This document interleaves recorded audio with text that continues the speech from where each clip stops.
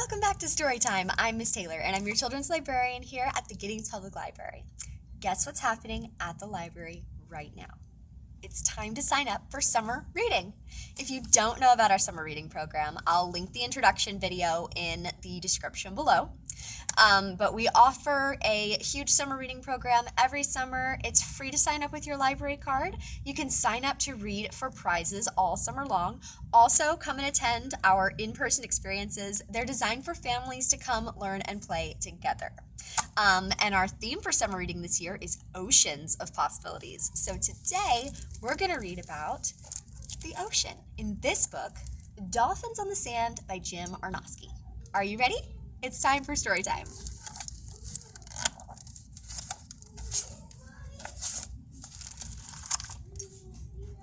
They came in over the reef from deep water, a dozen dolphins swimming fast, dolphins racing and leaping, chasing a school of fish.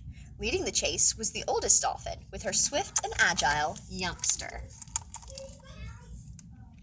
The dolphins swam against an ongoing tide as they pursued the fish closer and closer to the shore.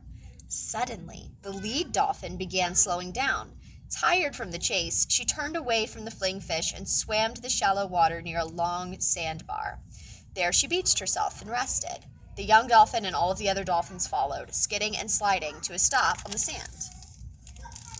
The tide kept rushing out. The water near the sandbar quickly became dangerously low. The mother dolphin felt a strong urge to lead her baby back to deeper water. She squirmed around and faced the sea, but there was not enough water to swim in. All of the dolphins wiggled around on the sand, struggling to swim, but with the deeper water now so far away, they could not escape, and they were stranded on the sandbar. By the time the tide began creeping back in, the dolphins had been lying on the sand for hours. All of them were exhausted and dehydrated from being out of the water. Feeling sick and dizzy, the young dolphin lay against his mother. He nudged her with his head until she made some low sound. The sun was sinking below the horizon. A kayaker gliding by spotted the beached dolphins and paddled to get help. There they are. After dark, the first rescue boat came, shining a spotlight on the stranded dolphins. A little while later, more rescuers came, in boats and on foot, carrying flashlights and lanterns. At first, the young dolphin was frightened by the bright light and shadowy shapes. Then one rescuer knelt beside him and gently wiped the sand away from his mouth and eyes. The little dolphin felt cool water splashed on his back and sides. The rescuers comforted all the dolphins into the night. When the tide began flowing back in over the sandbar, the young dolphin felt strong enough to try and swim, but the water was still too shallow.